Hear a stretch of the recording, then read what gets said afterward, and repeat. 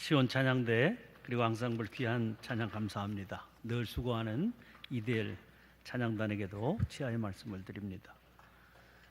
지난 며칠 동안 외신의 중심을 차지한 예루살렘에 가면 이스라엘 국립박물관이 있고 그 안에 책에 전당이라고 하는 건물이 들어서 있습니다. 듣기로는 원자폭탄이 떨어져도 문제가 없도록 지어진 건물이라고 그럽니다. 이렇게 지은 이유는 이 건물 안에 보관되어 있는 소중한 물건 때문입니다. 건물의 이미지가 옛날 이스라엘의 질그릇 항아리 뚜껑을 닮았습니다. 이 건물과 연관된 유물에 관한 이야기는 1947년, 지금으로부터 약 70년 전으로 거슬러 올라갑니다.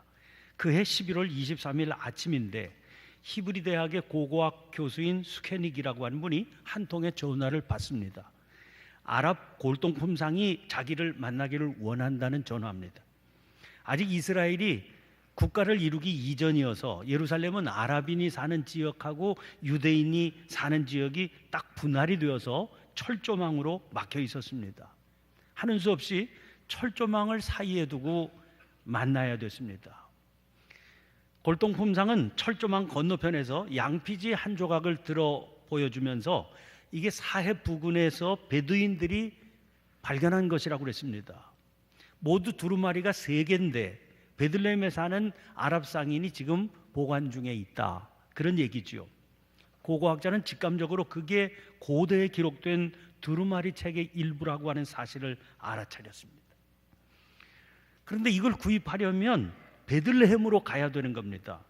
당시에는 이게 대단한 모험이었습니다. 수케닉 교수의 아들은 이스라엘 지하 군대의 총사령관인 야딘 장군이었습니다. 교수는 아들에게 이런 상황을 알리며 어떻게 했으면 좋겠느냐 의논했습니다. 아들의 태도는 단호했습니다. 고고학자 입장으로서는 가셔야겠지만 아들로서는 가지 마시라고 간청합니다. 그리고 이스라엘 군대의 총사령관으로서는 가지 말 것을 명령합니다. 그러나 다음 날 새벽 수케닉 교수는 베들레헴에 들어갔습니다. 그리고 고대 두루마리 3개를 수중에 넣었습니다. 그 두루마리가 유명한 사해사본이라고 하는 겁니다. 전해지는 얘기에 의하면 이 두루마리들은 사해 북서쪽 쿰란 지역의 동굴에서 잃어버린 양을 찾던 소년들에 의해서 우연히 발견되었다고 그랬습니다. 그로부터 2달 후였습니다. 수케닉 교수가 또 한 통의 전화를 받습니다. 이번에는 두루마리 4개를 갖고 있다는 겁니다.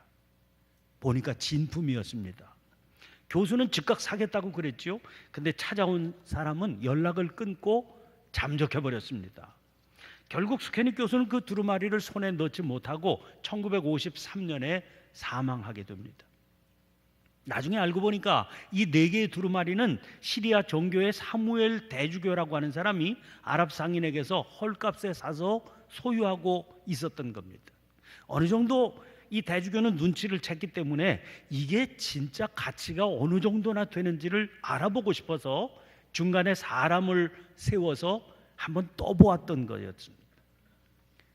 진짜 가치를 알게 된 대주교는 미국으로 건너갑니다. 엄청난 가격에 이 물건을 넘기려고 욕심을 부렸던 바람에 팔지를 못하게 됐습니다. 그런데 군에서 예편한 뒤에 아버지의 뒤를 이어서 고고학자가 된 이 야딘이 우연히 미국에 갔다가 이 사실을 알게 됐습니다. 그래서 미국인을 중간에 세워서 값을 흥정합니다. 25만 불의 성사가 됐습니다. 그러나 당장 이 수중에 그 돈이 있을 리가 없지요.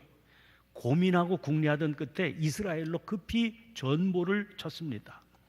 이스라엘 수상이 즉각 회답을 보냈습니다.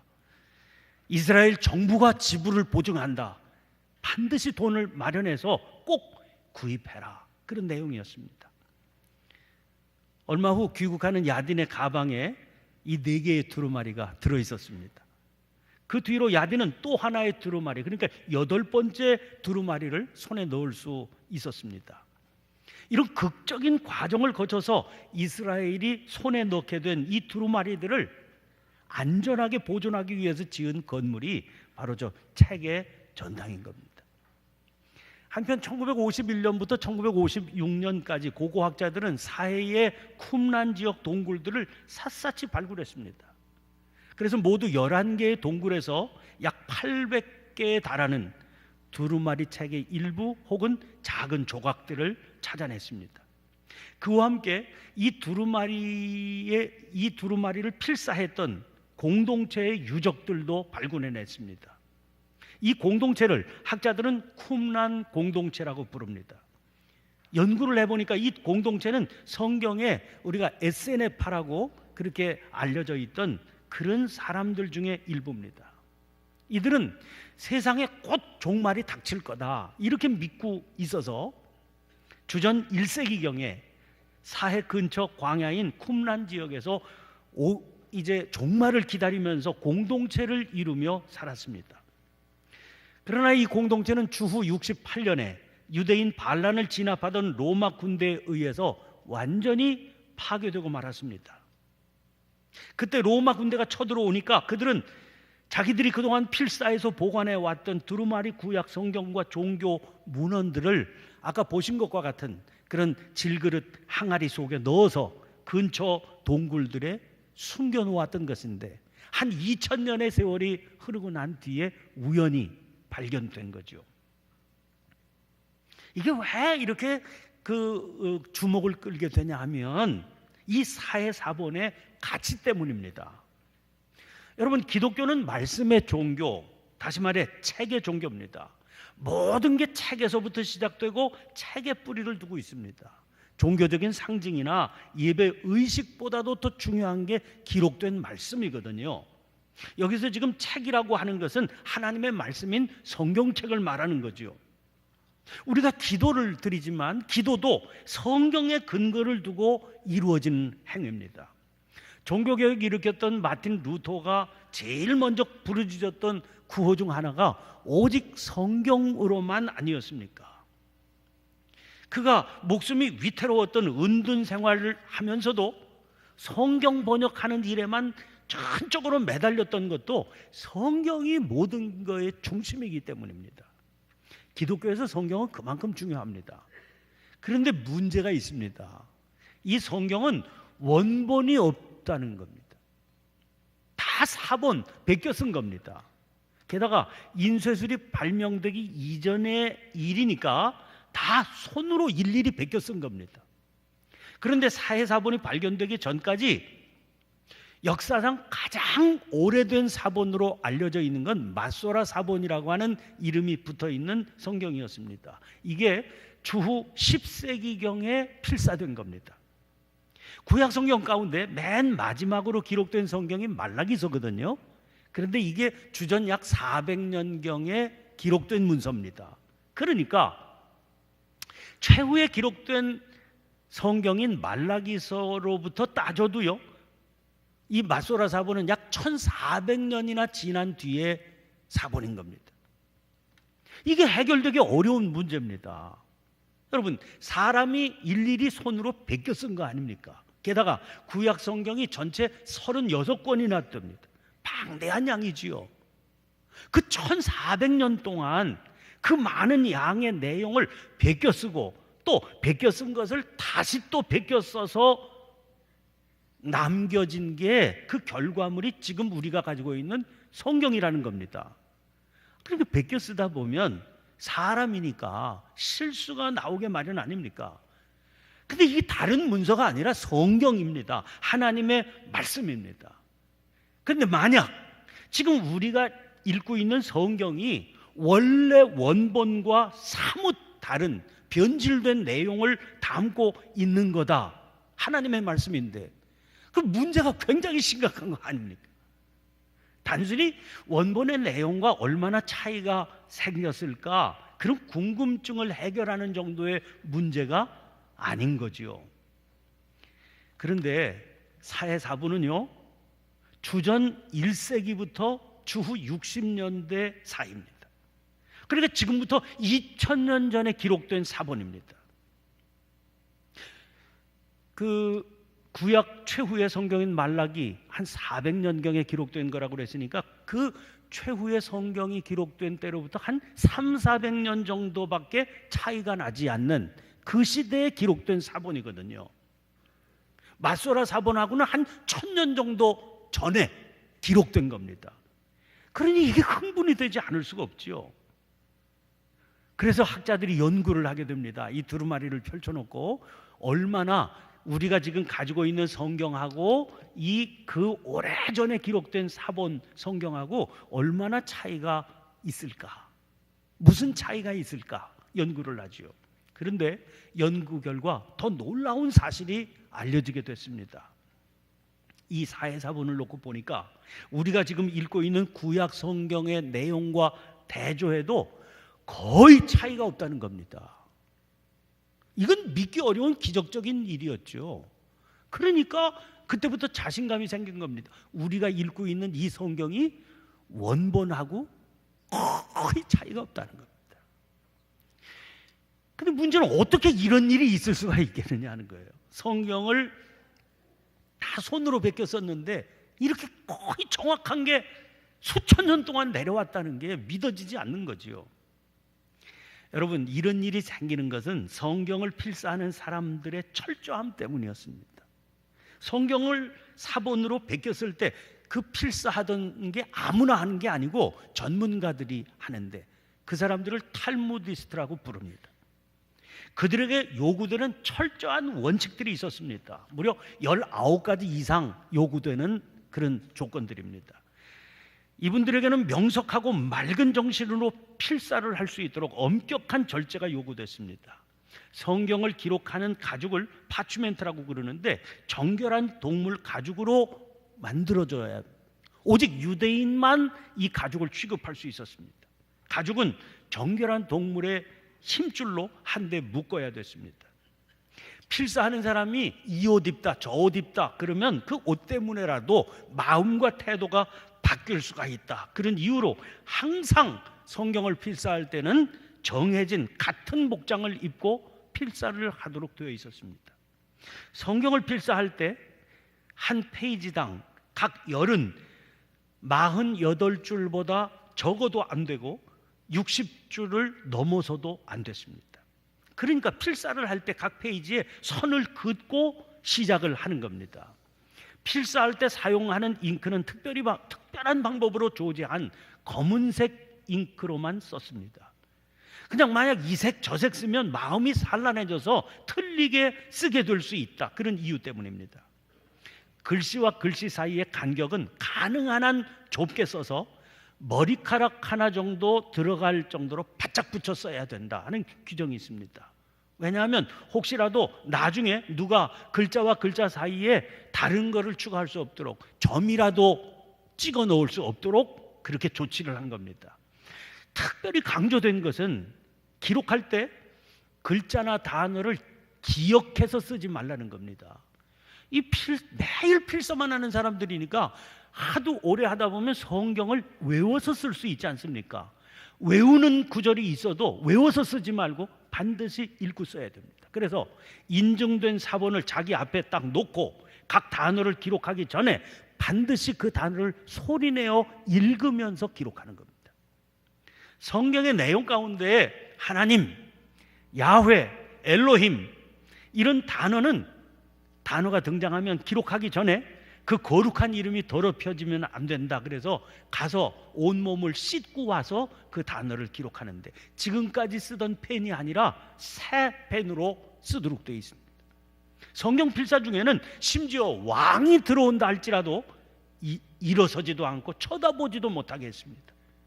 필사하기 전에 원본의 단어 하나하나, 글자 하나하나의 수를 세워놓아서 기록해 놓습니다.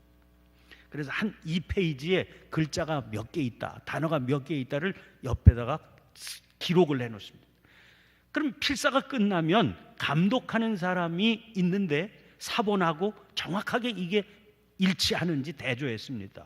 글자 수만 세는 게 아닙니다. 각 페이지의 첫 글자가 무슨 글자인지, 마지막 글자는 무슨 자인지, 중간에 글자가 뭔지 이걸 대조하는 겁니다. 이 감독 검열은 반드시 작업이 끝난 뒤에 30일 이내에 시행해야 됐습니다. 만약 30일이 지났으면 필사해 놓은 두루마리는 폐기 처분했습니다. 검열하던 가운데 한 페이지에 한 개의 실수가 발견되면, 예를 들면 글자가 하나 빠졌다든지 글자 하나가 더 들어갔다든지 혹은 어떤 글자가 다른 글자와 맞닿아 있다든지 그러면 그 페이지는 불에 태워서 폐기했습니다. 만약 한 페이지에서 3개 이상의 실수가 발견되는 경우에는 두루마리 전체를 불에 태워서 폐기했습니다. 이야, 규칙이요, 이게 너무 지나치다 싶을 정도로 세밀하고 철저했습니다. 왜 그랬겠습니까? 성경입니다. 성경을 틀리게 베낄 걸 두려워했기 때문이죠. 마치 하나님을 직접 대하듯이 두려운 마음을 안고 성경을 필사했던 겁니다.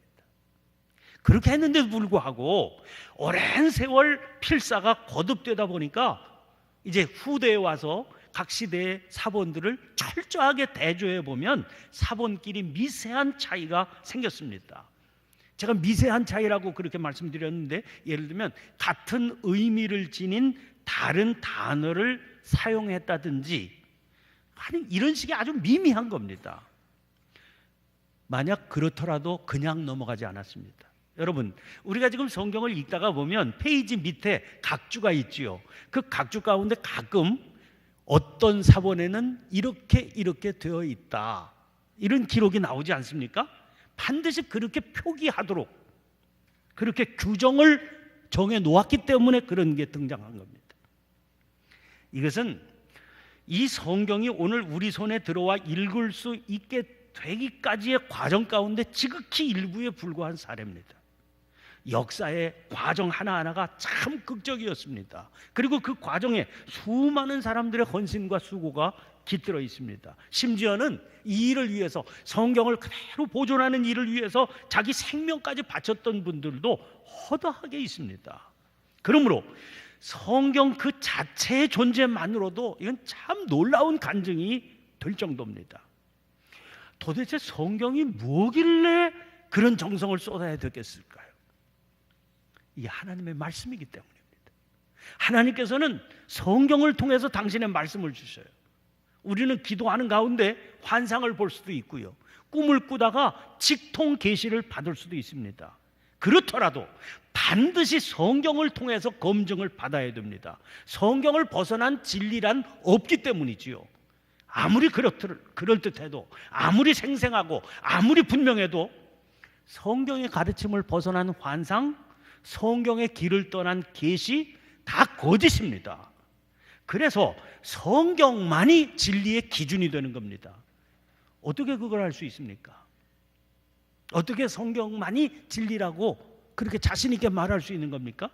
하나님께서는 성경에 말씀하신 그대로 역사하시기 때문입니다. 12월 둘째 주일은 성서주일입니다.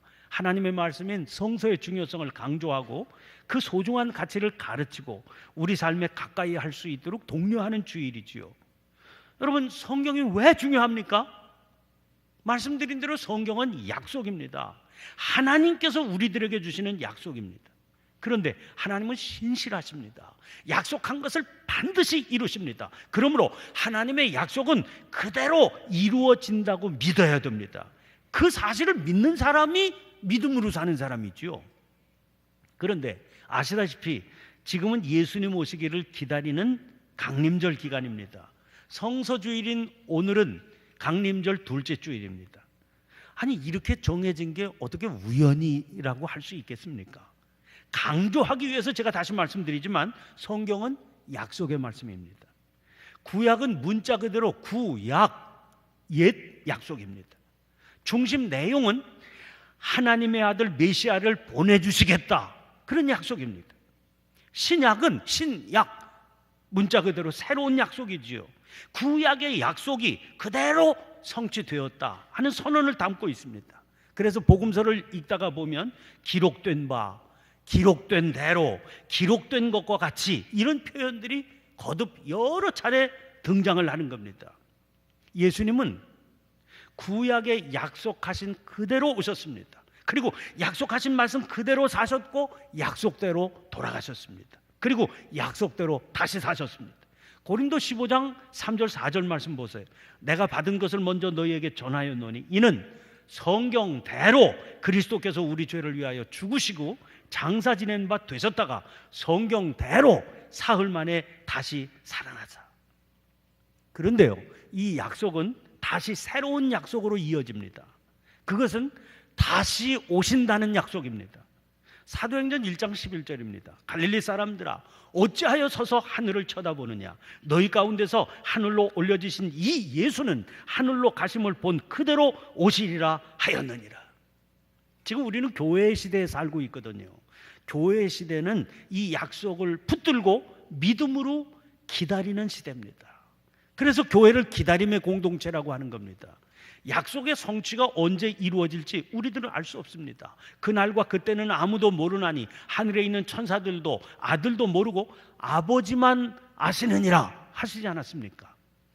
언제인지 모르고 기다리는 삶이기 때문에 이 삶을 종말론적인 삶이라 그렇게 말합니다. 그때가 언제 이루어진다고 그래도 오시는 주님을 즉각 맞이할 수 있도록 계속해서 준비하며 기다리고 사는 삶이어야 된다 하는 의미입니다. 언제인지는 모르지만 분명한 게 있습니다. 반드시 그때가 온다는 겁니다. 왜요? 신실하신 하나님의 약속이기 때문입니다. 성경에 약속했기 때문이죠. 강림절을 지나고 있는 교회의 기다림은 12월 25일 그 날에 대한 기다림이 아닙니다. 약속하신 대로 이 땅에 오셔서 성경대로 사시다가 성경대로 부활하여 하늘로 오르신 주님께서 약속하신 대로 오신다고 그랬으니까 그 다시 오실 주님을 기다리는 겁니다. 성탄절은 약속을 성취해 주신 하나님이신 것을 확인하는 거죠. 그런 의미에서 축제로 지키는 날입니다. 그러면 언제 오시더라도 주님을 맞이할 수 있는 삶은 어떤 삶이겠습니까? 마태복음 24장 36절부터 39절입니다. 그러나 그날과 그때는 아무도 모르나니 하늘의 천사들도 아들도 모르고 오직 아버지만 아시느니라. 노아의 때와 같이 인자의 임함도 그러하리라. 홍수 전에 노아가 방주에 들어가던 날까지 사람들이 먹고 마시고 장가들고 시집가고 있으면서 홍수가 나서 그들을 다 멸하기까지 깨닫지 못하였으니 인자의 임함도 이와 같으리라. 주님은 노아의 때를 예로 드십니다. 분명한 것은 그 때가 오리라는 것일 뿐 홍수가 언제 닥칠까 노아 자신도 몰랐죠. 다만 그 때를 기다리면서 방주를 지으라고 하시니까 방주를 지었고 방주가 완성되자 그리로 들어가라 하시니까 무조건 들어갔을 뿐입니다. 노아의 가족은 그랬지만 다른 사람들 어땠습니까? 먹고 마시고 장가들고 시집갔습니다. 홍수가 나서 다 멸망에 이르기까지도 깨닫지도 못했어요. 주님은 말씀하십니다. 인자의 임함도 이와 같으리라. 지금도 다르지 않다 그 말이죠. 언제일지 모릅니다. 그래서 깨어서 기다려야 되는 겁니다.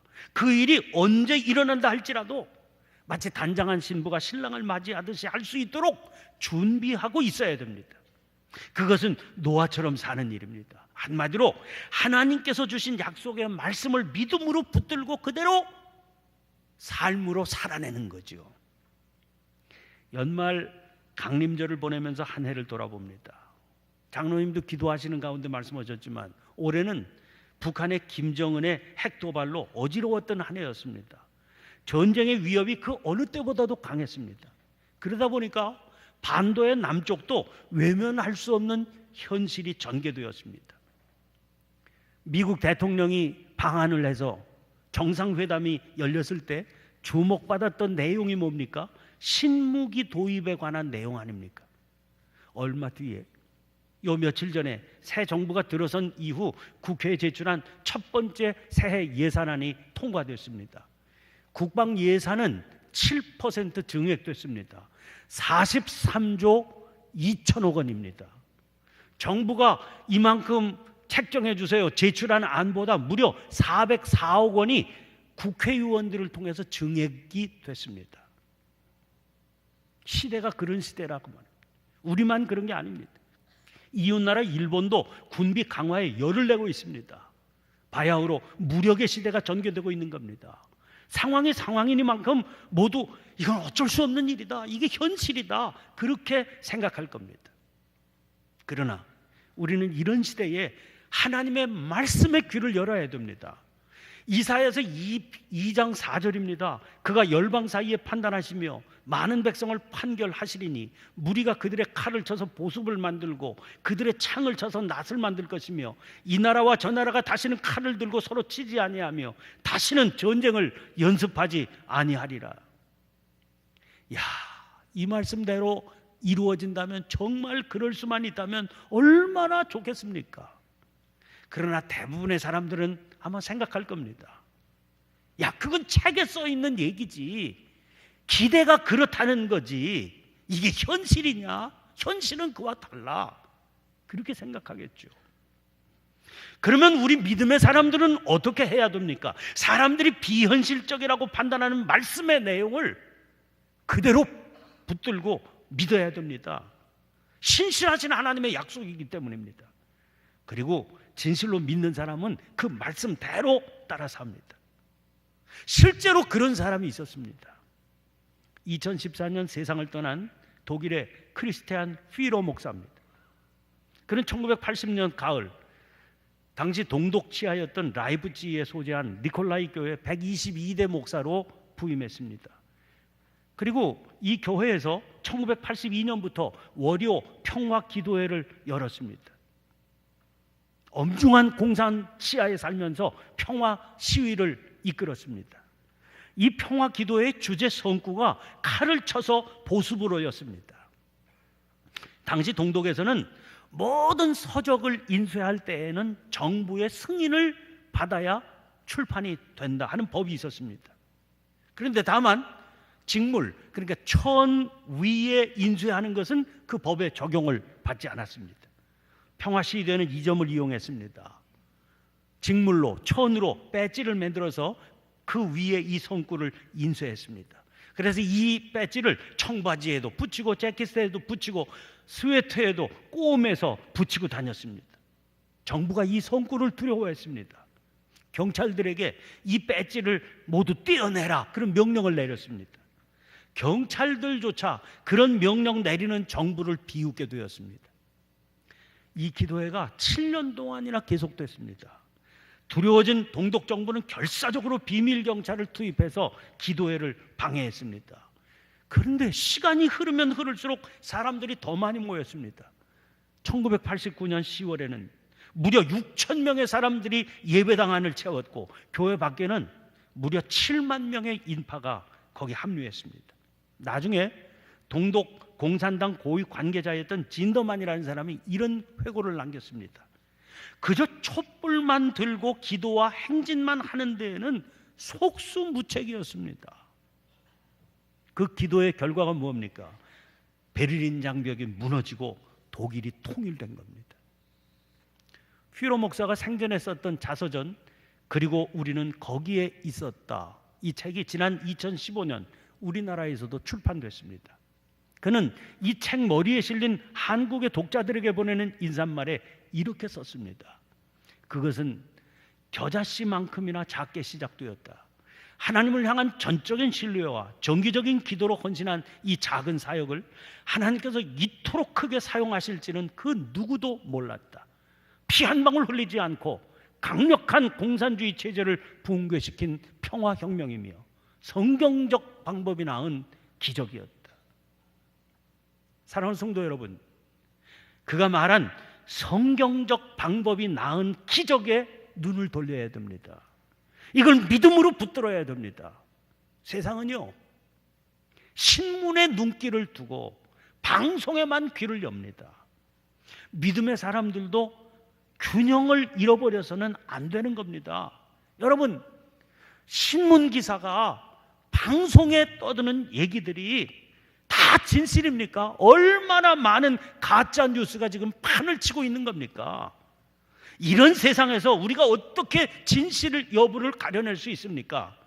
기다림의 공동체는 성경 말씀에 귀를 기울이고 그 말씀에 순종하는 공동체여야 됩니다.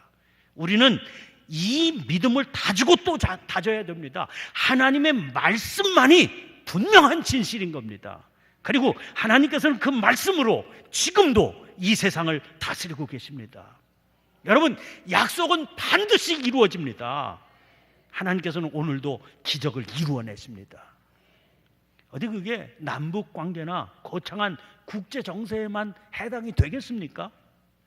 오늘 우리 개인들의 이웃과의 관계에서 구체적으로 말씀이 도대체 뭐라고 나에게 말씀하시는지 귀담아 듣고 그 말씀을 실천하며 살아보시기를 바랍니다. 칼을 쳐서 보습으로, 사랑으로 미움을 이겨내며 살아가는 기다림의 백성들이 되시기를 간절히 축원합니다. 기도하겠습니다. 존귀하신 하나님, 사모함으로 기다리는 강림절의 둘째 주일을 성소주일로 지키게 하시니 감사드립니다. 어리석고 미련한 저희들에게 온전한 믿음을 주시옵소서. 무엇보다 허락하신 약속의 말씀을 순전한 믿음으로 붙들게 해 주시옵소서. 그 믿음의 삶에서 하나님의 약속이 어떻게 구체적으로 실현되는지를 목도하며 사는 삶을 살게 주옵소서. 말씀을 통한 믿음의 승리가 저희들 각자의 삶에서, 그리고 교회 공동체의 현장에서 풍성한 간증으로 나타나게 해 주옵소서. 길이요 진리요 생명이신 그리스도 예수님 이름으로 기도하옵나이다. 아멘. 아멘. 다 함께 일어나